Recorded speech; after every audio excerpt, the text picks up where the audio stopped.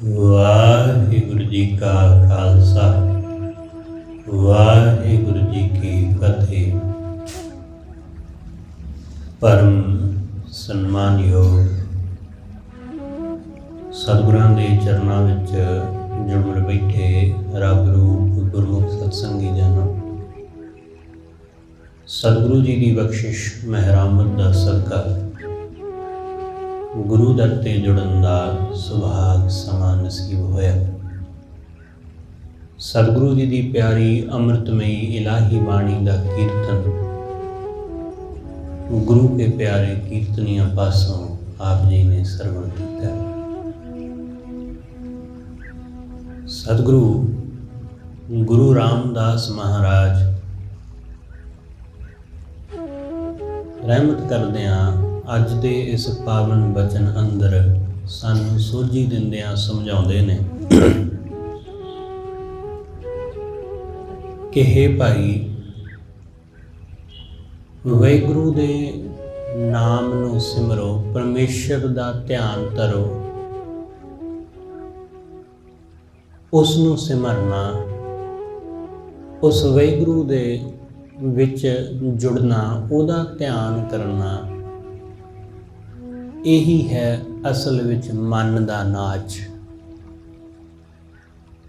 ਬਾਕੀ ਤਾਂ ਸਭ ਬਾਹਰ ਦੇ ਨਾਚ, ਬਾਹਰ ਦੇ ਦਿਖਾਵੇ ਨੇ।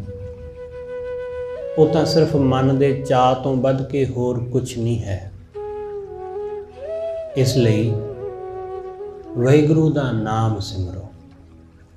ਜਦੋਂ ਨਾਮ ਰਾਹੀਂ, ਉਹਦੀ ਬੰਦਗੀ ਰਾਹੀਂ ਮਨ ਝੂਮ ਉੱਠਦਾ ਹੈ, ਜਦੋਂ ਮਨ ਨੂੰ ਆਨੰਦ ਆਉਂਦਾ ਹੈ ਨਾ, ਜਦੋਂ ਉਹਦਾ ਸਿਮਰਨ ਕਰਦਿਆਂ ਜਦੋਂ ਉਸ ਦੀਆਂ ਵਿਚਾਰਾਂ ਕਰਦਿਆਂ ਉਸ ਵਾਹਿਗੁਰੂ ਨੂੰ ਧਿਆਨ ਵਿੱਚ ਧਿਆਉਂਦਿਆਂ ਮਨ ਆਨੰਦ ਨਾਲ ਭਰਦਾ ਹੈ, ਤਦੋਂ ਇਸ ਮਨ ਦਾ ਨਾਚ ਹੁੰਦਾ ਹੈ। ਸਤਿਗੁਰੂ ਕਹਿੰਦੇ ਆਹ ਨਾਚ, ਇਹ ਨਾਚ ਨੱਚ, ਬਾਕੀ ਤਾਂ ਬੇਕਾਰ ਨੇ। ਹਰ ਜਨ ਨਾਚੋ ਹਰ ਹਰ ਧਿਆਏ, ਹੇ ਹਰੀ ਦੇ ਜਨ, ਹੇ ਪ੍ਰਮਾਤਮਾ ਦੇ ਸੇਵਕ, ਹੇ ਵਾਹਿਗੁਰੂ ਨੂੰ ਪਿਆਰ ਕਰਨ ਵਾਲੇ, ਉਹਦੇ ਪ੍ਰੇਮ ਵਿੱਚ ਨੱਚ, ਉਹਦੇ ਧਿਆਨ ਵਿੱਚ। ਤੁਸੀਂ ਕਿੱਥੇ ਵੀ ਬੈਠੋ, ਕਿਤੇ ਵੀ ਕੁਝ ਵੀ ਕਰੋ, ਪਰ ਤੁਹਾਡੇ ਧਿਆਨ ਵਿੱਚ ਉਹ ਵਾਹਿਗੁਰੂ ਵਸੇ।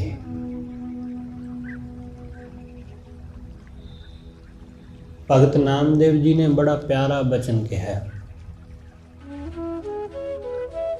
ਉਹ ਕਹਿੰਦੇ ਕੁਝ ਬੱਚੇ ਪਤੰਗ ਉਡਾਉਂਦੇ ਨੇ ਆਕਾਸ਼ ਵਿੱਚ। ਇੱਕ ਬੱਚਾ ਪਤੰਗ ਉਡਾ ਰਿਹਾ ਹੈ, ਉਹਦੇ ਕੋਲ 2-3 ਬੱਚੇ ਖੜੋਤੇ ਨੇ। ਇੱਕ ਦੇ ਹੱਥ ਦੇ ਵਿੱਚ ਪਤੰਗ ਦੀ ਡੋਰ ਹੈ, ਉਹ ਪਤੰਗ ਨੂੰ ਆਕਾਸ਼ ਵਿੱਚ ਉਡਾ ਰਿਹਾ ਹੈ। ਇੱਕ ਨੇ ਡੋਰ ਨੂੰ ਫੜਿਆ ਹੋਇਆ, ਚਰਖੜੀ ਫੜੀ ਹੋਈ ਹੈ। ਜਿਹੜਾ ਪਤੰਗ ਨੂੰ ਉਡਾ ਰਿਹਾ ਹੈ, ਉਹ ਨਾਲ ਨਾਲ ਆਪਣੇ ਸਾਥੀਆਂ ਨਾਲ ਗੱਲਾਂ ਵੀ ਕਰਦਾ ਹੈ, ਨਾਲ ਨਾਲ ਉਹਨਾਂ ਨਾਲ ਮਜ਼ਾਕ ਵੀ ਕਰਦਾ ਹੈ। ਇੱਕ ਦੂਸਰੇ ਨਾਲ ਉਹ ਹਾਸੀਆਂ ਕਰਦੇ ਨੇ, ਮਜ਼ਾਕ ਕਰਦੇ ਨੇ, ਹੱਸਦੇ ਖੇਡਦੇ ਨੇ। ਪਰ ਬੇਸ਼ੱਕ ਉਹ ਹੱਸਦਾ ਹੈ, ਬੇਸ਼ੱਕ ਉਹ ਮਜ਼ਾਕ ਕਰਦਾ ਹੈ, ਪਰ ਉਹਦਾ ਧਿਆਨ ਉਸ ਪਤੰਗ ਵਿੱਚ ਲੱਗਾ ਰਹਿੰਦਾ ਜਿਹੜੀ ਆਕਾਸ਼ ਵਿੱਚ ਉੱਡਦੀ ਹੈ। ਉਹਦੀ ਸੁਰਤੀ ਪਤੰਗ ਵਿੱਚ ਰਹਿੰਦੀ ਹੈ, ਨਾ ਕਿ ਉਹਦੀ ਸੁਰਤੀ ਗੱਲਾਂ ਵਿੱਚ। ਉਹਦੀ ਸੁਰਤੀ ਬੱਚਿਆਂ ਵਿੱਚ ਨਹੀਂ, ਬੇਸ਼ੱਕ ਉਹਨਾਂ ਵਿੱਚ ਉਹ ਬੈਠਾ ਹੈ,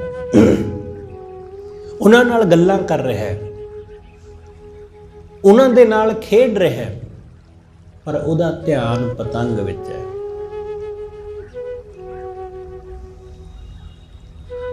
ਇਸੇ ਤਰ੍ਹਾਂ ਉਹਨਾਂ ਹੋਰ ਉਦਾਹਰਣ ਦਿੱਤੀ ਕਿ ਤੁਸੀਂ ਸੁਨਿਆਰੇ ਦੀ ਦੁਕਾਨ ਤੇ ਜਾਓ, ਜਦੋਂ ਤੁਸੀਂ ਸੁਨਿਆਰੇ ਦੀ ਦੁਕਾਨ ਤੇ ਗਏ, ਸੁਨਿਆਰਾ ਉਹ ਆਪਣੇ ਗਹਿਣੇ ਘੜਨ ਤੇ ਲੱਗਾ ਹੋਇਆ, ਸੋਨੇ ਦੇ ਗਹਿਣੇ ਘੜਦਾ, ਬਣਾਉਂਦਾ। ਜਦੋਂ ਤੁਸੀਂ ਦੁਕਾਨ ਤੇ ਚਲੇ ਗਏ ਤਾਂ ਸੁਨਿਆਰਾ ਉਹ ਤੁਹਾਡੇ ਨਾਲ ਗੱਲਾਂ ਕਰਨ ਲੱਗ ਜਾਂਦਾ, ਤੁਹਾਡੇ ਤੋਂ ਪੁੱਛਦਾ, ਤੁਸੀਂ ਉਹਨੂੰ ਦੱਸ ਦਿਓ ਕੀ ਲੈਣਾ ਹੈ, ਨਾਲ ਨਾਲ ਉਹ ਆਪਣਾ ਕੰਮ ਕਰੀ ਜਾਂਦਾ। ਸਤਿਗੁਰੂ ਕਹਿੰਦੇ ਉਹ ਆਪਣਾ ਕੰਮ ਨਹੀਂ ਛੱਡਦਾ, ਆਪਣੇ ਕੰਮ ਵੱਲੋਂ ਉਹ ਧਿਆਨ ਨਹੀਂ ਹਟਾਉਂਦਾ। ਤੁਹਾਨੂੰ ਜੀ ਆਇਆਂ ਨੂੰ ਕਹਿੰਦਾ, ਤੁਹਾਨੂੰ ਪੁੱਛਦਾ ਕੀ ਤੁਸੀਂ ਲੈਣਾ ਹੈ, ਕੋਈ ਹੋਰ ਆਉਂਦਾ ਉਹਦੇ ਨਾਲ ਵੀ ਗੱਲ ਕਰਦਾ, ਪਰ ਉਹਦਾ ਧਿਆਨ ਆਪਣੇ ਕੰਮ ਵਿੱਚ ਹੈ, ਉਹਦੀ ਸੁਰਤੀ ਆਪਣੇ ਕੰਮ ਵਿੱਚ।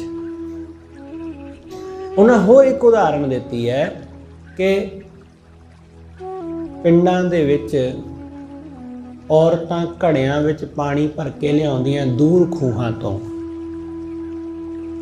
ਉਹ ਆਪਣੇ ਸਿਰਾਂ ਦੇ ਉੱਪਰ 7-7, 8-8 ਘੜੇ, 10-10 ਘੜੇ ਵੀ ਧਰ ਲੈਂਦੀਆਂ। ਕਈ ਘੜੇ ਆਪਣੇ ਸਿਰਾਂ ਦੇ ਉੱਤੇ ਰੱਖ ਕੇ ਉਹ ਪਾਣੀ ਦੇ ਭਰ ਕੇ ਆਪਣੇ ਘਰਾਂ ਨੂੰ ਵਾਪਸ ਮੁੜਦੀਆਂ ਤੇ ਉਹ ਨਾਲ ਦੀਆਂ ਸਹੇਲੀਆਂ, ਸਖੀਆਂ ਦੇ ਨਾਲ ਗੱਲਾਂ ਕਰਦੀਆਂ ਆਉਂਦੀਆਂ, ਗੱਲਾਂ ਕਰਦੀਆਂ, ਇੱਕ ਦੂਸਰੇ ਨੂੰ ਹਾਸਾ ਮਜ਼ਾਕ ਕਰਦੀਆਂ। ਪਰ ਇਸ ਸਮੇਂ ਦੌਰਾਨ ਉਹਨਾਂ ਦਾ ਧਿਆਨ ਆਪਣੇ ਸਿਰ ਦੇ ਉੱਤੇ ਰੱਖੇ ਘੜਿਆਂ ਵਿੱਚ ਹੀ ਰਹਿੰਦਾ ਕਿ ਕਿਤੇ ਉਹ ਡਿੱਗ ਨਾ ਪੈਣ।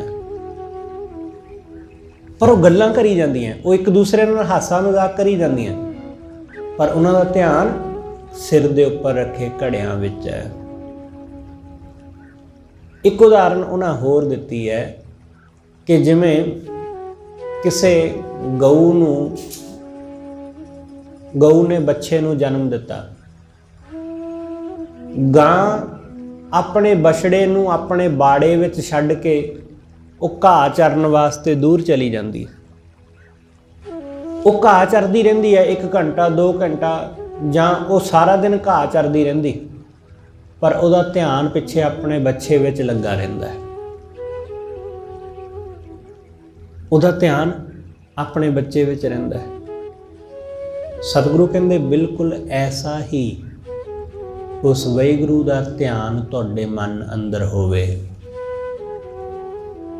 ਜਿਵੇਂ ਉਸ ਬੱਚੇ ਦਾ ਪਤੰਗ ਵਿੱਚ ਰਹਿੰਦਾ ਹੈ ਜਦੋਂ ਉਹ ਦੂਸਰਿਆਂ ਨਾਲ ਗੱਲਾਂ ਕਰਦਾ ਹੈ, ਜਿਵੇਂ ਸੁਨਿਆਰੇ ਦਾ ਆਪਣੇ ਸੋਨੇ ਨੂੰ ਘੜਨ ਦਾ, ਸੋਨੇ ਨੂੰ ਬਣਾਉਣ ਦਾ ਧਿਆਨ ਟੁੱਟਦਾ ਨਹੀਂ ਕਦੇ, ਚਾਹੇ ਕੋਈ ਵੀ ਉਹਦੇ ਕੋਲ ਆ ਕੇ ਬਹਿ ਜਾਵੇ, ਉਹ ਆਪਣੇ ਕੰਮ ਵਿੱਚ ਲੱਗਾ ਰਹਿੰਦਾ ਹੈ। ਜਿਵੇਂ ਉਹਨਾਂ ਲੜਕੀਆਂ ਦਾ ਜਿਹੜੀਆਂ ਘੜੇ ਸਿਰ ਤੇ ਧਰ ਕੇ ਪਾਣੀ ਲੈ ਕੇ ਆਉਂਦੀਆਂ, ਉਹਨਾਂ ਦਾ ਧਿਆਨ ਘੜਿਆਂ ਵਿੱਚ ਹੀ ਰਹਿੰਦਾ ਹੈ, ਜਰਾ ਵੀ ਇੱਧਰ ਉੱਧਰ ਉਹਨਾਂ ਦਾ ਧਿਆਨ ਨਹੀਂ ਜਾਂਦਾ। ਜਿਵੇਂ ਉਸ ਗਾਂ ਦਾ ਧਿਆਨ ਆਪਣੇ ਬੱਚੇ ਵਿੱਚ ਹੀ ਰਹਿੰਦਾ ਹੈ, ਇਸੇ ਤਰ੍ਹਾਂ ਇੱਕ ਉਦਾਹਰਨ ਉਹਨਾਂ ਨੇ ਹੋਰ ਦਿੱਤੀ ਹੈ ਮਾਂ ਦੀ, ਕਿ ਮਾਂ ਆਪਣੇ ਬੱਚੇ ਨੂੰ ਪੰਘੂੜੇ ਵਿੱਚ ਪਾ ਕੇ ਘਰ ਦੇ ਕੰਮ ਕਰੀ ਜਾਂਦੀ, ਸਾਰੇ ਘਰ ਦੇ ਕੰਮ ਨਿਬੇੜੀ ਜਾਂਦੀ, ਪਰ ਉਹਦਾ ਧਿਆਨ ਆਪਣੇ ਬੱਚੇ ਵਿੱਚ ਹੀ ਲੱਗਾ ਰਹਿੰਦਾ ਹੈ। ਸਤਿਗੁਰੂ ਕਹਿੰਦੇ ਬਿਲਕੁਲ ਐਸਾ ਹੀ ਧਿਆਨ ਵਾਹਿਗੁਰੂ ਦੇ ਵਿੱਚ ਲੱਗੇ। ਤੁਸੀਂ ਆਪਣੇ ਘਰ ਦੇ ਕੰਮ ਕਰੋ, ਚਾਹੇ ਆਪਣੀ ਦੁਕਾਨ ਆਫਿਸ ਦੇ, ਚਾਹੇ ਆਪਣੀ ਖੇਤੀਬਾੜੀ ਕਰੋ, ਚਾਹੇ ਆਪਣੇ ਘਰ ਦੇ ਕਿਚਨ ਦੇ ਕੰਮ ਕਰੋ, ਕੁਛ ਵੀ ਕਰੋ, ਪਰ ਤੁਹਾਡੀ ਸੁਰਤੀ, ਤੁਹਾਡੀ ਬਿਰਤੀ ਵਾਹਿਗੁਰੂ ਵਿੱਚ ਲੱਗੀ ਰਹੇ। ਸਤਿਗੁਰੂ ਕਹਿੰਦੇ ਇਹੀ ਅਸਲ ਨਾਚ ਹੈ, ਆਹੀ ਅਸਲ ਗੱਲ ਹੈ। ਤੁਸੀਂ ਕਿਤੇ ਵੀ ਹੋਵੋ, ਇਸ ਗੱਲ ਨਾਲ ਕੋਈ ਫਰਕ ਨਹੀਂ ਪੈਂਦਾ ਕਿ ਤੁਸੀਂ ਚੰਗੀ ਥਾਂ ਬੈਠੇ ਹੋ ਜਾਂ ਮੰਦੀ ਥਾਂ। ਕਈ ਵਾਰੀ ਲੋਕ ਇਹ ਕਹਿੰਦੇ ਨੇ ਜੀ ਗਲਤ ਥਾਂ ਤੇ ਬੈਠੇ ਆ, ਇੱਥੇ ਰੱਬ ਦਾ ਨਾਂ ਕਿੱਦਾਂ ਲਈਏ। ਰੱਬ ਦਾ ਨਾਂ ਲੈਣ ਵਾਸਤੇ ਤੁਹਾਨੂੰ ਥਾਂ ਚੰਗੀ ਜਾਂ ਮੰਦੀ ਇਹਦੀ ਵਿਚਾਰ ਕਰਨ ਦੀ ਜ਼ਰੂਰਤ ਨਹੀਂ ਹੈ ਕਿ ਜੀ ਮੇਰੇ ਕੋਲ ਤਾਂ ਸ਼ਰਾਬ ਪੀਣ ਵਾਲਾ ਬੰਦਾ ਬੈਠਾ ਹੈ, ਇਹਦੇ ਕੋਲ ਬਹਿ ਕੇ ਮੈਂ ਰੱਬ ਦਾ ਨਾਮ ਲਵਾਂ। ਉਹਨੂੰ ਦੱਸ ਕੇ ਥੋੜ੍ਹੀ ਨਾ ਲੈਣਾ ਭਾਈ, कि मैं रब का नाम लैन लगा तो तू बस परे नूं हो जा। मैं वेख्या है कि लोग जदों रब का सिमरन करते हैं ना, वो चाहते हैं कि लुक जाइए। उहदा एक प्लस पॉइंट भी है, वो एक वखरी गल है। पर लोग जिमें चोरी चोरी कि चोरी करना है हुण कुछ, इसलिए किसी तरह डरन की जरूरत नहीं हुंदी, दिखावा नहीं करना हुंदा। वाहिगुरू दे सिमरन का दिखावा नहीं कदे करना, ना सेवा का कदे दिखावा करना है। हाँ, पर उन्होंने छुपाउणा भी नहीं है, उन्होंने लुकाउणा भी नहीं है। जां तां बंदा लुकाउण लग जाता है कि किसी नूं पता ना लग जाए, जां बंदा दिखावा करन लग जाता है कि सारिਆਂ ਨੂੰ पता लग जाए कि मैं तो बहुत सिमरन करदा है। ये दोनों गल्लां गलत हो जांदियां, क्योंकि बैलेंस नहीं है। ना दिखावा करना ते ना बहुत लुको लेना है। क्योंकि जिस दिन वो साडे अंदर प्रगट हो गया, उस दिन तुसीं उहनूं लख यतन कर लो, लुको नहीं सकोगे, उहनूं लुको नहीं सकोगे। ਉਹਦੀ खुशबू ਤੁਹਾਡੇ ਤੋਂ प्रगट हो ही जाएगी, वो ਤੁਹਾਡੇ ਰਾਹੀਂ दिस ही पवेगा। ਤੁਸੀਂ अपनी ਜ਼ੁਬਾਨ ਨਾਲ ਕਿਸੇ ਦੇ ਸਾਹਮਣੇ ਸਿਮਰਨ ਕਰੋ ਜਾਂ ਨਾ ਕਰੋ, ਇਹਦੇ ਨਾਲ ਕੋਈ ਫਰਕ ਨਹੀਂ ਪਵੇਗਾ। ਪਰ ਜਦੋਂ ਉਹ ਤੁਹਾਡੇ ਅੰਦਰ ਪ੍ਰਗਟ ਹੋ ਗਿਆ, ਦੂਸਰੇ ਨੂੰ ਤੁਹਾਡੇ ਕੋਲ ਬਹਿ ਕੇ ਪਤਾ ਲੱਗ ਜਾਣਾ ਕਿ ਇਹ ਸਿਮਰਨ ਕਰਨ ਵਾਲੀ ਰੂਹ ਹੈ, ਇਹ ਰੱਬ ਦੀ ਬੰਦਗੀ ਕਰਨ ਵਾਲਾ ਆਦਮੀ ਹੈ। ਹੁਣ ਕੀ ਹੈ, ਹੁਣ ਸਾਡੇ ਕੋਲ ਹੈ ਨਹੀਂ ਕੁਝ, ਖਾਲੀਆਂ ਅਸੀਂ ਲੋਕ, ਖਾਲੀਆਂ ਤੇ ਖਾਲੀ ਕਰਕੇ ਹੀ ਅਸੀਂ ਰੌਲਾ ਪਾਉਂਦੇ ਹਾਂ, ਦਿਖਾਵਾ ਕਰਦੇ ਹਾਂ। ਕਬੀਰ ਸਾਹਿਬ ਕਹਿੰਦੇ ਕਹੋ ਕਬੀਰ ਸ਼ੂਸ਼ਾ ਘੱਟ ਬੋਲੇ, ਕਿ ਜਿਹੜਾ ਖਾਲੀ ਘੜਾ ਹੁੰਦਾ ਉਹੀ ਖੜਕਦਾ, ਉਹੀ ਬੋਲਦਾ। ਭਰੇ ਹੋਏ ਨੂੰ ਬੋਲਣ ਦੀ ਲੋੜ ਨਹੀਂ ਹੁੰਦੀ। ਭਰੇ ਹੋਏ ਦੇ ਵਿੱਚੋਂ ਜਿਹੜਾ उछल उछल के डिगदा है ना बाहर, ਉਹਦੇ ਤੋਂ पता लग जाता है कि हाँ ये भरिया होया है, वो खड़कदा नहीं। इसलिए तुसी ना लुकाउण दी कोशिश करो ते ना दिखाउण दी, प्रगटावा करन दी। बस तुसी सिर्फ कोशिश ये करो उहनूं सिमरन दी, उसनूं सिमरन दी, ਉਹਦਾ ਧਿਆਨ ਕਰਨ ਦੀ, ਉਹਦੇ ਵਿੱਚ ਆਪਣੀ ਸੁਰਤ ਜੋੜਨ ਦੀ। बस ਇਹਦੇ ਉੱਤੇ ਜ਼ੋਰ ਲਾਉਣਾ ਜਿੰਨਾ ਲਾ ਸਕਦੇ ਹੋ, ਕਿ बस ਉਸ ਨੂੰ ਸਿਮਰਨਾ, ਉਹਨੂੰ ਧਿਆਉਣਾ ਬਸ। ਬਾਕੀ ਕਿਸੇ ਗੱਲ ਉੱਤੇ ਜ਼ੋਰ ਦੇਣ ਦੀ ਜ਼ਰੂਰਤ ਨਹੀਂ। ਜਦੋਂ ਅਸੀਂ ਜੁੜ ਜਾਂਦੇ ਹਾਂ ਤਾਂ ਸਾਡੇ ਕਰਮ ਬੋਲਦੇ ਨੇ। ਜਦੋਂ ਸਾਡੀ ਸੁਰਤ ਜੁੜ ਜਾਂਦੀ ਹੈ ਤਾਂ ਸਾਡਾ ਜੀਵਨ ਬੋਲਦਾ ਹੈ। ਸਾਡੇ ਕਰਮਾਂ ਵਿੱਚੋਂ ਉਹ ਝਲਕ ਪੈਂਦਾ ਹੈ, ਸਾਡੀ ਬੋਡੀ ਲੈਂਗੁਏਜ ਵਿੱਚੋਂ ਉਹ ਦਿਸ ਪੈਂਦਾ ਹੈ ਦੂਸਰਿਆਂ ਨੂੰ। ਸਾਡੇ ਸੰਸਾਰ ਵਿੱਚ ਵਿਚਰਨ ਦੇ ਢੰਗ, ਉਹਦੇ ਵਿੱਚ ਬਦਲਾਵ ਆ ਜਾਂਦੇ ਨੇ। ਤੇ ਜਦੋਂ ਬਦਲਾਅ ਆ ਜਾਂਦਾ ਤਾਂ ਲੋਕ ਜਾਣ ਲੈਂਦੇ ਨੇ ਕਿ ਇਹਨੂੰ ਕੁਝ ਹਾਸਲ ਹੋ ਗਿਆ। ਐਸਾ ਹੀ ਹੁੰਦਾ ਨਾ ਕਿ ਜਦੋਂ ਕਿਸੇ ਬੰਦੇ ਨੂੰ 4 ਪੈਸੇ ਮਿਲ ਜਾਣ ਤਾਂ ਉਹਦੇ ਗੱਲਬਾਤ ਕਰਨ ਦੇ ਢੰਗ ਵਿੱਚ ਫਰਕ ਪੈ ਜਾਂਦਾ ਨਾ, थोड़ा बदलाव आ गया। लोग समझ लेंदे ने कि इनू कुछ मिल गया होना, जिहड़ा थोड़ा वखरा वखरा फिरदा है। जदों वाहिगुरू साडे हिरदे विच समा जांदा है, जदों साडी सुरती उहदे विच जुड़ जांदी, तां जो साडे अंदर बदलाव आया हुंदा है उस नूं लोग वेख ही लैंदे ने, उस नूं जान ही लैंदे ने। वो साडे कर्मां राही प्रगट हो जाता है। तुसीं उसे दुकान ते जाओगे जिथे तुसीं रोज़ जांदे हो, जो तुहाडी है, पर हुण जाण दे ढंग विच फर्क पै जाएगा। हुण तुसीं वो आदमी होके नहीं जाओगे जो पहला सी, हुण बदल गए। हुण सुरती बिरती बदल गई। हुण सुरती माया विच नहीं, हुण सुरती परमात्मा विच है। पहला सुरती माया विच लगी रहिंदी सी, हुण वो सुरती परमेश्वर विच लगी रहिंदी है। सतगुरु कहंदे आ वाला नाच नच कि सुरत उहदे विच जुड़े। हर जन नाचो हर हर ध्याए, ऐसे संत मिले मेरे भाई। सतगुरु कहते ऐसे संत मिल जाण ਜਿਹੜੇ ਉਸ ਵਾਹਿਗੁਰੂ ਨਾਲ ਮਿਲੇ ਹੋਏ ਹੋਣ, ਜਿਹੜੇ ਉਸ ਪਰਮੇਸ਼ਰ ਨਾਲ ਮਿਲੇ ਹੋਏ ਹੋਣ। ਇਸ ਗੱਲ ਨੂੰ ਚੰਗੀ ਤਰ੍ਹਾਂ ਸਮਝ ਲਵੋ। ਅਸੀਂ ਲੋਕ ਹਮੇਸ਼ਾ ਸੰਤ ਜਨ, ਸਾਧੂ ਜਨ ਉਹਨਾਂ ਨੂੰ ਸਮਝਦੇ ਹਾਂ ਜਿਹੜੇ ਕਿਸੇ ਖਾਸ ਕੈਟਾਗਰੀ ਦੇ ਹੋਣ, ਕਿ ਇਹੋ ਜਿਹੇ ਕੱਪੜੇ ਪਹਿਨਦੇ ਨੇ, ਇਹੋ ਜਿਹੀ ਉਹਨਾਂ ਦੀ ਜੀਵਨੀ ਹੁੰਦੀ ਹੈ, ਇਹੋ ਜਿਹਾ ਜੋ ਅਸੀਂ ਮੰਨਿਆ ਹੁੰਦਾ।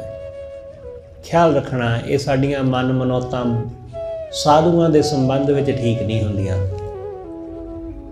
ਸਾਧੂ ਕਦੇ ਵੀ ਸਾਡੀਆਂ ਮਨ ਮਨੌਤਾਂ ਦੇ ਮੁਤਾਬਕ ਨਹੀਂ ਜੇ ਹੁੰਦਾ, ਉਹ ਤਾਂ ਆਪਣੀ ਮੌਜ ਦੇ ਮੁਤਾਬਕ ਹੁੰਦਾ ਹੈ। ਉਹ ਆਪਣੀ ਮੌਜ ਦੇ ਮੁਤਾਬਕ ਹੈ। ਜਿਹਨੂੰ ਸਤਿਗੁਰੂ ਕਹਿੰਦੇ ਰੰਗ ਹੱਸੈ ਰੰਗ ਰੋਵੈ, ਚੁੱਪ ਭੀਪ ਕਰ ਜਾਹੇ, ਪ੍ਰਵਾਹ ਨਾਹੀਂ ਕਿਸੇ ਕੇਰੀ, ਬਾਜ ਸੱਚੇ ਨਾ। ਉਹ ਸਾਡੀਆਂ ਮਨ ਮਨੌਤਾਂ ਦੇ ਮੁਤਾਬਕ ਨਹੀਂ ਚੱਲਦਾ, ਉਹ ਤਾਂ ਬੇਪਰਵਾਹ ਹੈ। ਲਾਪਰਵਾਹ ਨਹੀਂ, ਬੇਪਰਵਾਹ। ਲਾਪਰਵਾਹ ਤੇ ਬੇਪਰਵਾਹ ਵਿੱਚ ਫਰਕ ਹੁੰਦਾ ਹੈ। ਸਾਧੂ ਹਮੇਸ਼ਾ ਬੇਪਰਵਾਹ ਹੁੰਦਾ ਹੈ। ਉਹ ਪ੍ਰਵਾਹ ਨਹੀਂ ਕਰਦਾ ਕਿ ਕੋਈ ਉਸ ਨੂੰ ਸਤਿਕਾਰ ਦੇ ਰਿਹਾ ਹੈ, ਉਹ ਪ੍ਰਵਾਹ ਨਹੀਂ ਕਰਦਾ ਕਿ ਕੋਈ ਉਸ ਦਾ ਅਪਮਾਨ ਕਰ ਰਿਹਾ ਹੈ। ਉਹ ਨਹੀਂ ਇਸ ਗੱਲ ਦੀ ਪ੍ਰਵਾਹ ਕਰਦਾ। ਤੁਸੀਂ ਉਹਦੇ ਗਲ 'ਚ ਫੁੱਲਾਂ ਦਾ ਹਾਰ ਪਾ ਦਿਓ, ਉਹਨੂੰ ਇਸ ਗੱਲ ਦੀ ਵੀ ਕੋਈ ਪ੍ਰਵਾਹ ਨਹੀਂ। ਉਹ ਤੁਹਾਨੂੰ ਸਤਿਕਾਰ ਨਹੀਂ ਦੇਗਾ ਕਿ ਤੁਸੀਂ ਮੇਰੇ ਗਲ 'ਚ ਫੁੱਲਾਂ ਦਾ ਹਾਰ ਪਾਇਆ, ਲਿਆਓ ਮੈਂ ਤੁਹਾਨੂੰ ਸਰੋਪਾ ਦੇਣਾ। ਨਹੀਂ, ਤੁਸੀਂ ਉਹਦੇ ਗਲ 'ਚ ਜੁੱਤੀਆਂ ਦਾ ਹਾਰ ਵੀ ਪਾ ਦਿਓ, ਹਾਂ ਫੇਰ ਭਾਵੇਂ ਹੋ ਸਕਦਾ ਤੁਹਾਨੂੰ ਸਰੋਪਾ ਉਹ ਦੇ ਕਿ ਹਾਂ ਭਾਈ, ਕਿਉਂਕਿ ਉਸ ਨੂੰ ਇਹਨਾਂ ਚੀਜ਼ਾਂ ਨਾਲ ਕੋਈ ਫਰਕ ਨਹੀਂ ਪੈਂਦਾ। ਮਾਨ ਅਪਮਾਨ ਨਾਲ, ਮਾਨ ਅਪਮਾਨ ਨਾਲ ਤਾਂ ਸਾਡੇ ਵਰਗੇ ਲੋਕਾਂ ਨੂੰ ਫਰਕ ਪੈਂਦਾ। ਸਾਡੀ ਕੋਈ ਵਡਿਆਈ ਕਰੇ ਤਾਂ ਅਸੀਂ ਹੰਕਾਰੀ ਹੋ ਜਾਂਦੇ ਹਾਂ, ਸਾਡੀ ਕੋਈ ਨਿੰਦਾ ਕਰੇ ਤੇ ਅਸੀਂ ਕ੍ਰੋਧੀ ਹੋ ਜਾਂਦੇ ਹਾਂ। ਇਸ ਲਈ ਸਾਧੂ ਨੂੰ ਨਹੀਂ ਫਰਕ ਪੈਂਦਾ ਮਾਨ ਅਪਮਾਨ ਨਾਲ, ਕੋਈ ਇੱਜ਼ਤ ਦੇਵੇ ਜਾਂ ਨਾ ਦੇਵੇ। ਉਹ ਸਾਡੀ ਸੋਚ ਦੇ ਮੁਤਾਬਕ ਨਹੀਂ ਹੁੰਦਾ, ਉਹ ਸਾਡੀ ਸੋਚ ਦੇ ਮੁਤਾਬਕ ਨਹੀਂ ਹੁੰਦਾ, ਉਹ ਆਪਣੇ ਮੁਤਾਬਕ ਹੁੰਦਾ ਬਸ। ਇਸ ਲਈ ਜਦੋਂ ਸਾਧੂ ਨੂੰ ਦੇਖੋ ਤਾਂ ਉਹਨੂੰ ਆਪਣੇ ਨਜ਼ਰੀਏ ਤੋਂ ਨਹੀਂ ਦੇਖਣਾ, ਉਹਨੂੰ ਉਵੇਂ ਦੇਖਣਾ ਜਿਵੇਂ ਉਹ ਹੈ। ਜਿਵੇਂ ਉਹ ਹੈ ਉਹਨੂੰ ਉਵੇਂ ਹੀ ਦੇਖਣਾ। ਮੈਂ ਇਵੇਂ ਚਾਹੁੰਦਾ ਵਾਂ ਕਿ ਸਾਧੂ ਇਹੋ ਜਿਹਾ ਹੋਵੇ, ਕਿ ਸਾਧੂ ਇਹੋ ਜਿਹੇ ਕੱਪੜੇ ਪਹਿਨੇ, ਇਹੋ ਜਿਹਾ ਖਾਣਾ ਖਾਵੇ, ਇਹੋ ਜਿਹਾ ਉਹ ਬੋਲ ਚਾਲ ਹੋਵੇ, ਉਹਦੀ ਮਰਿਆਦਾ ਹੋਵੇ। ਨਹੀਂ, ਸਾਧੂ ਸਾਡੀ ਸੋਚਣੀ ਦੇ ਮੁਤਾਬਕ ਕਦੇ ਵੀ ਨਹੀਂ ਹੋ ਸਕਦਾ। ਜਿਹੜਾ ਸਾਧੂ ਸਾਡੀ ਸੋਚਣੀ ਦੇ ਮੁਤਾਬਕ ਹੋ ਗਿਆ ਉਹ ਸਾਧੂ ਨਹੀਂ ਹੋਏਗਾ, ਉਹ ਸਾਧੂ ਨਹੀਂ ਹੋਏਗਾ। ਇਸ ਲਈ ਜਿਹੜੇ ਲੋਕਾਂ ਨੂੰ ਉਹਨਾਂ ਦੀ ਸੋਚ ਦੇ ਮੁਤਾਬਕ ਕੋਈ ਸਾਧੂ ਮਿਲ ਜਾਂਦਾ ਉਹ ਹਮੇਸ਼ਾ ਖਾਲੀ ਰਹਿੰਦੇ ਨੇ। ਉਹਨਾਂ ਨੂੰ ਸਾਧੂਆਂ ਦੇ ਕੋਲੋਂ ਕਦੇ ਕੁਝ ਹਾਸਲ ਨਹੀਂ ਹੁੰਦਾ, ਉਹਨਾਂ ਨੂੰ ਕਦੇ ਪ੍ਰਾਪਤੀ ਨਹੀਂ ਹੁੰਦੀ। ਇਸ ਕਰਕੇ ਸਤਿਗੁਰੂ ਕਹਿੰਦੇ ਜੇ ਐਸਾ ਸੰਤ ਮਿਲ ਪਵੇ, ਐਸਾ ਸਾਧੂ ਮਿਲ ਪਵੇ ਜਿਹੜਾ ਵਾਹਿਗੁਰੂ ਵਿੱਚ ਮਿਲਿਆ ਹੋਇਆ ਹੋਵੇ, ਜਿਹੜਾ ਪਰਮੇਸ਼ਰ ਵਿੱਚ ਲੀਨ ਹੋਇਆ ਹੋਵੇ, ਉਸ ਪਰਮਾਤਮਾ ਦੇ ਵਿੱਚ ਇੱਕਮਿਕ ਹੋਇਆ, ਉਹਦੇ ਵਿੱਚ ਤੇ ਪਰਮੇਸ਼ਰ ਵਿੱਚ ਕੋਈ ਫਰਕ ਹੀ ਨਹੀਂ, ਉਹ ਵਾਲਾ ਸਾਧੂ। ਐਸੇ ਸੰਤ ਮਿਲੇ ਮੇਰੇ ਭਾਈ, ਹਮ ਜਨ ਕੇ ਧੋ ਮੈਂ ਪਾਏ। ਮੈਂ ਉਹਨਾਂ ਦੇ ਪੈਰ ਧੋ ਧੋ ਕੇ ਪੀ ਲਵਾਂ, ਮੈਂ ਉਹਦੇ ਚਰਨਾਂ ਨੂੰ ਧੋ ਧੋ ਕੇ ਪੀ ਲਾਂ, ਜੇ ਕੋਈ ਮੈਨੂੰ ਐਸਾ ਮਿਲ ਪਵੇ, ਕੋਈ ਐਸਾ ਸਾਧੂ ਮਿਲ ਜਾਏ। ਇਸ ਕਰਕੇ ਸਤਿਗੁਰੂ ਕਹਿੰਦੇ ਸਤ ਸੰਗਤ ਮਿਲੀਐ ਹਰ ਸਾਧੂ, ਮਿਲ ਸੰਗਤ ਹਰ ਗੁਣ ਗਾਏ। ਗੁਰੂ ਦੀ ਸੰਗਤ ਵਿੱਚ ਸਤਿਗੁਰੂ ਕਹਿੰਦੇ ਭਾਈ ਜੁੜਿਆ ਰਹੋ, ਗੁਰੂ ਦੀ ਸੰਗਤ ਵਿੱਚ ਜੁੜਿਆ ਰਹੋ। ਜਦੋਂ ਗੁਰੂ ਦੀ ਸੰਗਤ ਵਿੱਚ ਜੁੜੇ ਰਹੋਗੇ ਤਾਂ ਇੱਥੇ ਉਸ ਵਾਹਿਗੁਰੂ ਦੇ ਗੁਣ ਗਾਓਗੇ, ਗੱਲ ਫਿਰ ਬਣੇਗੀ। सत संगत मिलिए हर साधु, मिल संगत हर गुण गाए। संगत नाल मिल के उहदे गुण गाउणा। इसलिए संगत नूं हमेशा उच्चा जानना कि गुरु दा संग, जिथे गुरु मौजूद है, जिथे गुरु दीयां संगतां मौजूद ने, वो बहुत उच्ची जगह है, वो बहुत श्रेष्ठ थां है जिथे संगत वसी। जिथे संगत अते गुरु की मौजूदगी हो गई, वो माहौल सब तो उच्चा, उत्थे बड़ा टिका, उत्थे बड़ी शांति। इसलिए उस माहौल नूं सब तो उच्चा जानना, उस संगत नूं सब तो उच्चा जानना। हर बंदे दी, जिन्ने भी असीं इत्थे बैठे हाँ, जे साडी सोच, साडी समझ इस वेले ये समझदी है कि ये थां, ये माहौल बहुत उच्चा है, इत्थे बहुत आनंद है, इत्थे रब वरत रहा है। जदों साडे सारियां दी समझ विच ये एक गल आ गई ते असीं जदों भी इत्थे जुड़ांगे सारे, तां इत्थे एक अलौकिक आनंद वापरेगा ही वापरेगा, क्योंकि सारियां दी सोच मिल के काम करेगी, सारियां दी समझ मिल के काम करेगी कि संगत दे विच गुरु दी मौजूदगी है, संगत दे विच परमेश्वर वसदा है। तो फिर इत्थे आनंद क्यों नहीं वापरेगा साडे अंदर? साडे अंदर फिर आनंद होवेगा ही होवेगा। फिर तुसीं संगत दे विच जो भी बेनती कर दोगे गुरु नूं, वो प्रवान हो जाएगी। इसलिए पर अपनी मनोदशा, अपने मनोभाव उस लैवल ते लैके आउणा कि सिर्फ मेरे कहे ते नहीं, तुसीं अपने जानन ते कहो कि हाँ मैनूं उहदी मौजूदगी दा एहसास हुंदा है गुरु दे दरों, गुरु दी संगत विचों। मैनूं इंज लगदा है कि जिवें वो मेरे सामने होवे साक्षात रूप विच। वो है ही जदों तुसीं उहनूं महसूस करो, जिवें असीं बाकियां नूं इत्थे बैठे हाँ महसूस कर रहे हैं, इवें जदों जानोगे, इवें जदों उसनूं महसूस करोगे, इन्ना भरोसा होवेगा जिन्ना मैं तुहाडे सामने बैठा है, तुसीं मेरे सामने बैठे, पूरा भरोसा है ना, दिस रहा है ना कि असीं एक दूसरे दे सामने बैठे हैं। इन्ना भरोसा जदों सानूं हुंदा है कि गुरु संगत दे विच मौजूद है, फिर गल बनदी है। इस तो घट विच गुजारा नहीं होना।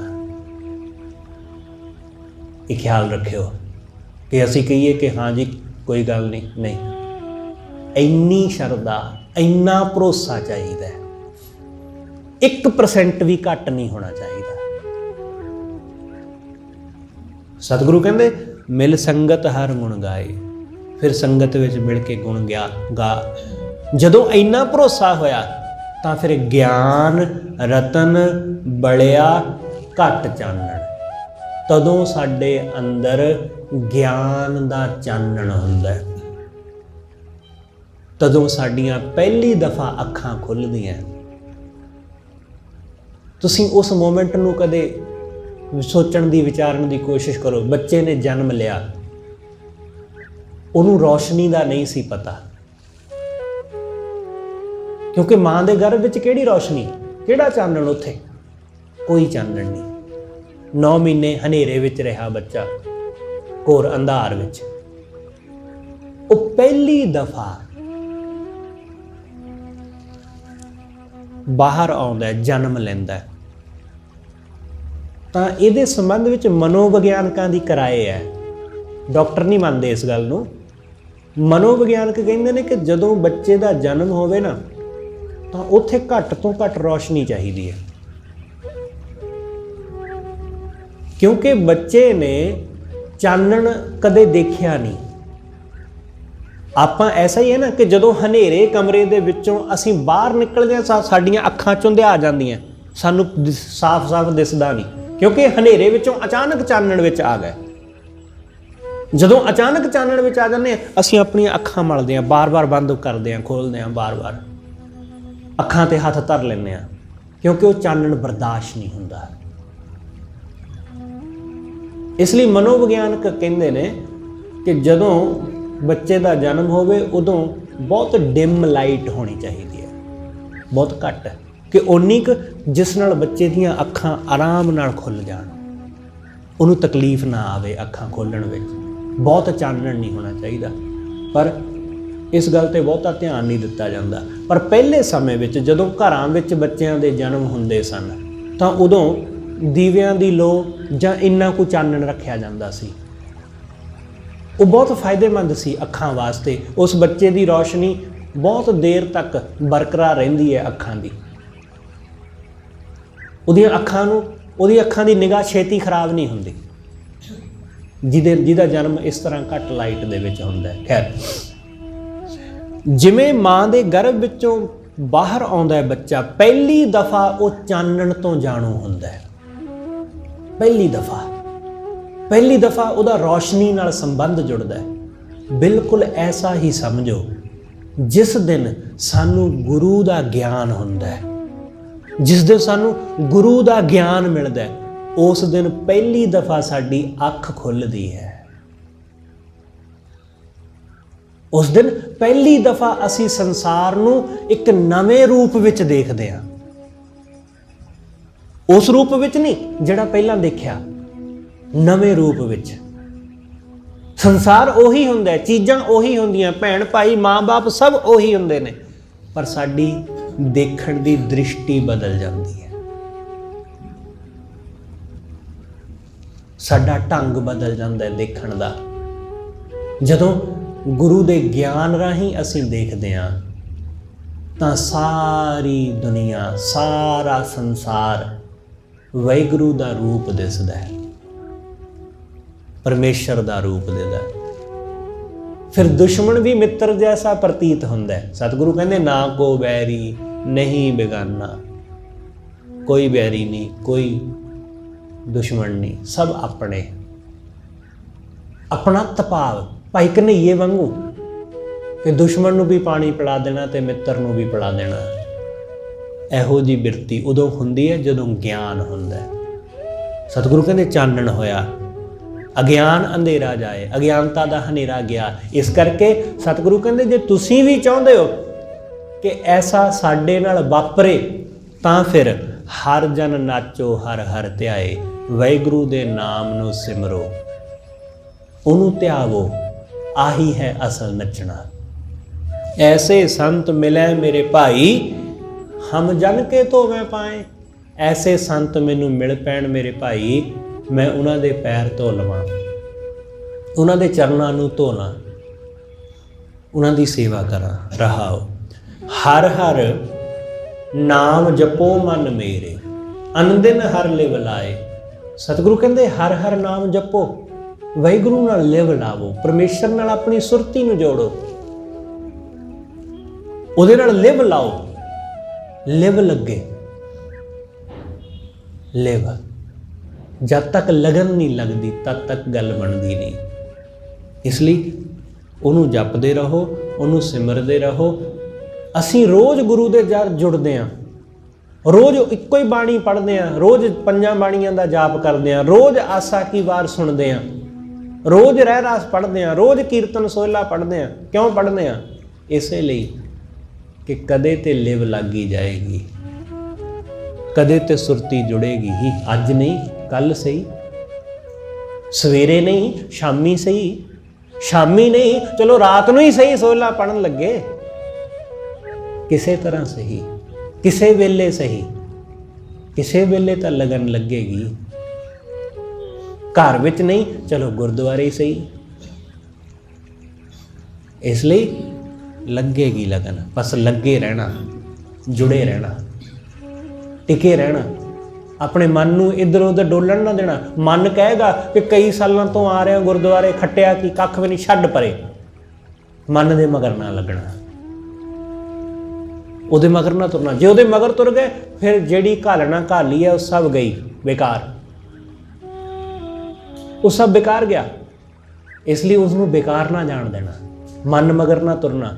ਕਿਸੇ ਮਗਰ ਨਾ ਲੱਗਣਾ। ਕੋਈ ਬੰਦਾ ਕਹਿ ਦੇਗਾ ਕਿ ਕੀ ਖੱਟਿਆ ਗੁਰਦੁਆਰੇ ਜਾ ਕੇ, ਦੇਖ ਲੈ ਮੈਂ ਤਾਂ ਜਾਂਦਾ ਹੀ ਨਹੀਂ,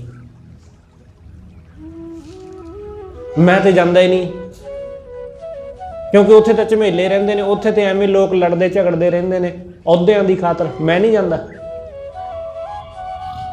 ਇਸ ਲਈ ਕਿਸੇ ਬੰਦੇ ਮਗਰ ਨਹੀਂ ਲੱਗਣਾ, ਨਾ ਮਨ ਮਗਰ ਲੱਗਣਾ।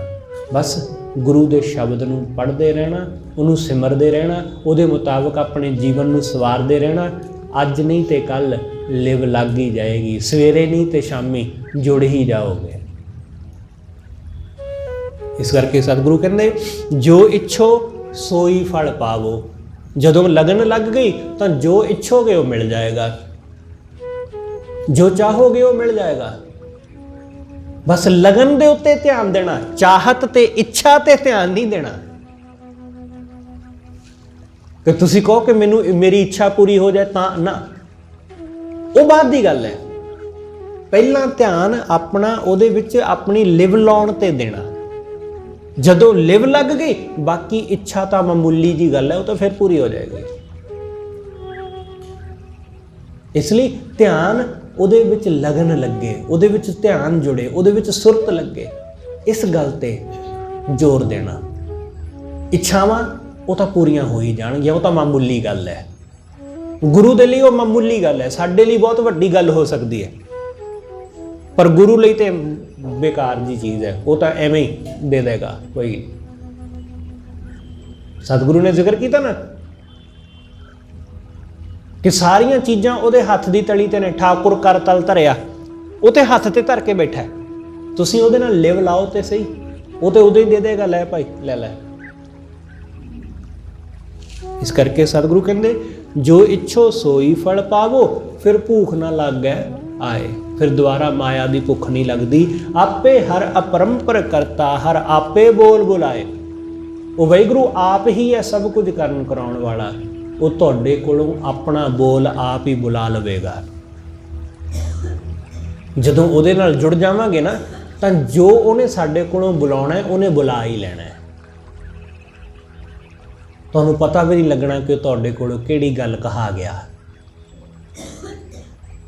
ਆਪੇ ਹਰ ਅਪਰੰਪਰ ਕਰਤਾ, ਹਰ ਆਪੇ ਬੋਲ ਬੁਲਾਏ। ਸਈ ਸੰਤ ਭਲੇ ਤੁਧ ਭਾਵੈ। ਉਹੀ ਸੰਤ ਭਲੇ ਨੇ ਹੇ ਵਾਹਿਗੁਰੂ ਜਿਹੜੇ ਤੈਨੂੰ ਭਾਉਂਦੇ ਨੇ, ਜਿਹੜੇ ਤੈਨੂੰ ਚੰਗੇ ਲੱਗਦੇ ਨੇ। ਜਿਨ ਕੀ ਪਤ ਪਾਵੈ ਥਾਏ, ਜਿਨ੍ਹਾਂ ਦੀ ਤੂੰ ਪਤ ਥਾਏ ਪਾਉਣਾ। ਨਾਨਕ ਆਖ ਨਾ ਰਾਜੈ ਹਰ ਗੁਣ। ਸਤਿਗੁਰੂ ਕਹਿੰਦੇ ਮੈਂ ਉਹਨਾਂ ਦੇ ਗੁਣ ਆਖ ਆਖ ਕੇ ਰੱਜਦਾ ਨਹੀਂ, ਕਿਉਂਕਿ ਉਹਨਾਂ ਦੇ ਗੁਣ ਹੀ ਇੰਨੇ ਨੇ। ਨਾਨਕ ਆਖ ਨਾ ਰਾਜੈ ਹਰ ਗੁਣ, ਜਿਉਂ ਆਖੈ ਤਿਉਂ ਸੁਖ ਪਾਏ। ਜਿਵੇਂ ਕੋਈ ਆਖਦਾ ਤਿਵੇਂ ਸੁਖ ਪ੍ਰਾਪਤ ਕਰਦਾ ਹੈ। ਜਿਵੇਂ ਜਿਵੇਂ ਮੈਂ ਉਹਦੇ ਗੁਣ ਗਾਉਂਦਾ ਵਾਂ ਉਵੇਂ ਉਵੇਂ ਮੈਨੂੰ ਸੁੱਖ ਮਿਲਦਾ ਹੈ। ਜਿਵੇਂ ਜਿਵੇਂ ਤੁਸੀਂ ਗਾਓਗੇ ਉਵੇਂ ਉਵੇਂ ਗੁਣ ਪਾਓਗੇ। ਭਗਤ ਭੰਡਾਰ ਦੀਏ ਹਰ ਆਪਣੇ, ਗੁਣ ਗਾਹਕ ਵਣਜ ਲੈ ਜਾਏ। ਵਾਹਿਗੁਰੂ ਨੇ ਭਗਤੀ ਦੇ ਭੰਡਾਰ ਆਪਣੇ ਜਨ ਨੂੰ ਬਖਸ਼ੇ ਨੇ। ਜਿਹੜਾ ਗੁਣ ਦਾ ਗਾਹਕ ਹੈ ਉਹ ਲੈ ਜਾਂਦਾ ਹੈ। ਜੇ ਤੁਸੀਂ ਗੁਣ ਦੇ ਗਾਹਕ ਹੋ ਤਾਂ ਗੁਰੂ ਦੇ ਦਰੋਂ ਖਾਲੀ ਨਹੀਂ ਜਾਵੋਗੇ, ਕੁਛ ਨਾ ਕੁਛ ਲੈ ਕੇ ਹੀ ਜਾਓਗੇ। ਪਰ ਗਾਹਕ ਗੁਣ ਦੇ ਬਣਨਾ, ਗਾਹਕ ਚੀਜ਼ਾਂ ਦੇ ਨਹੀਂ ਬਣਨਾ। ਗਾਹਕ ਚੀਜ਼ਾਂ ਦੇ ਨਹੀਂ ਕਿ ਗੁਰੂ ਆਹ ਦੇ ਦੇ, ਫਲਾਣੀ ਚੀਜ਼ ਦੇ ਦੇ, ਤੰਦਰੁਸਤੀ ਦੇ ਦੇ, ਫਲਾਣੀ ਦੇ ਦੇ, ਪੈਸਾ ਦੇ ਦੇ, ਨੌਕਰੀ ਦੇ ਦੇ, ਘਰ ਫਰਿੱਜ ਨਹੀਂ ਹੈ ਉਹ ਦੇ ਦੇ, ਗੱਡੀ ਨਹੀਂ ਹੈ ਉਹ ਦੇ ਦੇ, ਵਧੀਆ ਘਰ ਚਾਹੀਦਾ। ਇਹ ਤਾਂ ਮਾਮੂਲੀ ਚੀਜ਼ਾਂ ਨੇ। ਇਹ ਤਾਂ ਇਹਨਾਂ ਦਾ ਗਾਹਕ ਨਾ ਬਣਿਓ। ਗਾਹਕ ਬਣਿਓ ਉਹਦੇ ਚਰਨਾਂ ਦੀ ਪ੍ਰੀਤ ਦਾ, ਗ੍ਰਾਹਕ ਬਣਿਓ ਉਹਦੇ ਸਿਮਰਨ ਦਾ, ਗ੍ਰਾਹਕ ਬਣਿਓ ਪ੍ਰਮਾਤਮਾ ਦਾ। ਸਤਿਗੁਰੂ ਕਹਿੰਦੇ ਜਿਹੜਾ ਉਹਦਾ ਗਾਹਕ ਬਣਦਾ ਹੈ ਨਾ ਉਹੀ ਗੁਣ ਲੈ ਕੇ ਜਾਂਦਾ ਹੈ, ਦੂਸਰਾ ਨਹੀਂ। ਦੂਸਰਾ ਤਾਂ ਚੀਜ਼ਾਂ ਤੱਕ ਸੀਮਤ ਰਹਿ ਜਾਂਦਾ, ਬਾਕੀ ਚੀਜ਼ਾਂ ਤਾਂ ਮਿਲ ਜਾਣਗੀਆਂ। ਬਸ ਗਾਹਕ ਉਹਦੇ ਗੁਣ ਦਾ ਬਣਨਾ, ਗੁਣਾਂ ਨਾਲ ਸਾਂਝ ਪਾਉਣੀ, ਗੁਰੂ ਦੇ ਗੁਣਾਂ ਨਾਲ। ਇਸ ਲਈ ਗੁਰੂ ਦੇ ਦਰ ਜੁੜੋ ਜਦੋਂ, ਤਾਂ ਉਸ ਤੋਂ ਬਿਨਾਂ, ਗੁਰੂ ਤੋਂ ਬਿਨਾਂ ਕਿਸੇ ਹੋਰ ਚੀਜ਼ ਵੱਲ ਧਿਆਨ ਦੇਣ ਦੀ ਬਿਲਕੁਲ ਜ਼ਰੂਰਤ ਨਹੀਂ ਹੈ। ਕਿਸੇ ਵੱਲ ਧਿਆਨ ਦੇਣ ਦੀ ਜ਼ਰੂਰਤ ਨਹੀਂ। ਬਸ ਗੁਰੂ ਦਾ ਸ਼ਬਦ, ਗੁਰੂ ਦਾ ਕੀਰਤਨ, ਗੁਰੂ ਦੀ ਬਾਣੀ, ਗੁਰੂ ਤੋਂ ਬਿਨਾਂ ਕੁਛ ਹੋਰ ਨਹੀਂ। ਬਸ ਫਿਰ ਗੱਲ ਬਣ ਗਈ। ਤੇ ਜਿਨ੍ਹਾਂ ਨੂੰ ਗੁਰੂ ਤੋਂ ਬਿਨਾਂ ਹੋਰ ਕੁਝ ਨਹੀਂ ਦਿਸਦਾ, ਕੁਝ ਨਹੀਂ ਸੁੱਝਦਾ, ਉਹੀ ਗੁਰੂ ਦੇ ਲਈ ਕੁਰਬਾਨੀਆਂ ਕਰਦੇ ਨੇ। ਦੂਸਰਿਆਂ ਦੇ ਵੱਸ ਦੀ ਗੱਲ ਨਹੀਂ ਹੁੰਦੀ। ਜਿਨ੍ਹਾਂ ਦਾ ਅੱਜ ਇਹ ਦਿਨ ਹੈ, ਉਹਨਾਂ ਨੇ ਗੁਰੂ ਦੇ ਲਈ ਕੁਰਬਾਨੀ ਕਰੀ। ਸਾਕਾ ਨਨਕਾਣਾ ਸਾਹਿਬ ਅੱਜ ਦੇ ਦਿਨ ਵਾਪਰਿਆ 1920 ਨੂੰ, ਅੱਜ ਦੇ ਦਿਨ 1921 ਨੂੰ ਅੱਜ ਦੇ ਦਿਨ ਵਾਪਰਿਆ। ਨਰੈਣੂ ਮਹੰਤ ਨੇ ਕਿਵੇਂ ਗੁਰੂ ਘਰ ਦੀ ਬੇਅਦਬੀ ਕੀਤੀ। ਉਸ ਨੇ ਬੇਵਿਚਾਰ ਕੀਤੇ, ਮਾੜੇ ਕੰਮ ਕੀਤੇ, ਗੁਰੂ ਘਰ ਦੀ ਮਾਇਆ ਨੂੰ ਆਪਣੇ ਹਿੱਤਾਂ ਦੀ ਖਾਤਰ ਵਰਤਿਆ। ਅੰਗਰੇਜ਼ਾਂ ਨਾਲ ਰਲ ਕੇ ਉਸ ਨੇ ਬੜੇ ਭੈੜੇ ਕੰਮ ਕਰੇ। ਪਰ ਉਹ ਨਰੈਣੂ ਮਹੰਤ, ਉਸ ਨੂੰ ਲੱਗਦਾ ਸੀ ਕਿ ਮੈਨੂੰ ਇੱਥੋਂ ਕੋਈ ਕੱਢ ਨਹੀਂ ਸਕਦਾ, ਮੈਂ ਹੀ ਮਾਲਕ ਹਾਂ, ਮੈਂ ਹੀ ਸਭ ਕਾਸੇ ਦਾ ਕਰਤਾ ਧਰਤਾ। ਪਰ ਗੁਰੂ ਕੇ ਸਿੱਖ, ਜਿਹੜੇ ਗੁਣਾਂ ਦੇ ਗਾਹਕ, ਜਿਹੜੇ ਵਾਹਿਗੁਰੂ ਦੀ ਬੰਦਗੀ ਕਰਨ ਵਾਲੇ, ਸਿਮਰਨ ਕਰਨ ਵਾਲੇ, ਜਿਨ੍ਹਾਂ ਨੇ ਗੁਰੂ ਦੇ ਦਰ ਤੇ ਆਪਣੇ ਖੂਨ ਨੂੰ ਡੋਲ ਕੇ ਗੁਰੂ ਦੇ ਦਰ ਦੀ ਪਵਿੱਤਰਤਾ ਨੂੰ ਕਾਇਮ ਰੱਖਣਾ ਚਾਹਿਆ, ਉਹਨਾਂ ਨੇ ਅੱਜ ਦੇ ਦਿਨ ਆਪਣਾ ਖੂਨ ਡੋਲ ਕੇ ਨਨਕਾਣਾ ਸਾਹਿਬ ਦੀ ਧਰਤੀ ਨੂੰ ਪਵਿੱਤਰ ਕਰ ਦਿੱਤਾ ਫਿਰ ਤੋਂ। ਭਾਈ ਲਛਮਣ ਸਿੰਘ ਧਾਰੋਵਾਲ, ਉਹਨਾਂ ਨੇ ਆਪਣੀ ਕੁਰਬਾਨੀ ਦਿੱਤੀ ਤੇ ਨਨਕਾਣਾ ਸਾਹਿਬ ਨੂੰ ਨਰੈਣੂ ਮਹੰਤ ਤੋਂ ਆਜ਼ਾਦ ਕਰਾਇਆ। ਇਸ ਤਰ੍ਹਾਂ ਨਨਕਾਣਾ ਸਾਹਿਬ ਅੱਜ ਦੇ ਦਿਨ ਨਰੈਣੂ ਮਹੰਤ ਤੋਂ ਮੁਕਤ ਹੋਇਆ ਤੇ ਇਸ ਤੋਂ ਅਗਲੇ ਦਿਨ ਨਨਕਾਣਾ ਸਾਹਿਬ ਦੇ ਦਰਬਾਰ ਦੀਆਂ ਚਾਬੀਆਂ ਸਰਕਾਰ ਨੂੰ, ਸਿੱਖਾਂ ਨੂੰ ਸੌਂਪਣੀਆਂ ਪਈਆਂ ਤੇ ਨਨਕਾਣਾ ਸਾਹਿਬ ਗੁਰੂ ਨਾਨਕ ਸਾਹਿਬ ਮਹਾਰਾਜ ਜੀ ਦਾ ਜਨਮ ਸਥਾਨ, ਉਹਦੀ ਸੇਵਾ ਸੰਭਾਲ ਫਿਰ ਉਸ ਤੋਂ ਬਾਅਦ ਸਿੱਖਾਂ ਦੇ ਹੱਥ ਆਈ ਤੇ ਅੱਜ ਦੇ ਦਿਨ ਹੀ ਮੋਰਚਾ ਜੈਤੋਂ ਦਾ ਲੱਗਿਆ ਸੀ। ਇਹਨਾਂ ਦੇ ਸੰਬੰਧ ਵਿੱਚ ਸ਼ਾਮ ਦੇ ਦੀਵਾਨ ਵਿੱਚ ਆਪਾਂ ਵਿਸਥਾਰ ਨਾਲ ਜਾਣਾਂਗੇ। ਆਪ ਜੀ ਨੇ ਪਹੁੰਚਣ ਦੀ ਕਿਰਪਾਲਤਾ ਕਰਨੀ। ਹੋਈਆਂ ਭੁੱਲਾਂ ਲਈ ਖਿਮਾ। ਸਤਿਗੁਰੂ ਜੀ ਅਤੇ ਆਪ ਸਰਬੱਤ ਸੰਗਤ ਬਖਸ਼ਣਯੋਗ। ਭੁੱਲਾਂ ਨਾ ਚਿਤਾਰਦੇ ਹੋਏ ਆਖੋ ਜੀ ਵਾਹਿਗੁਰੂ ਜੀ ਕਾ ਖਾਲਸਾ, ਵਾਹਿਗੁਰੂ ਜੀ ਕੀ ਫਤਿਹ।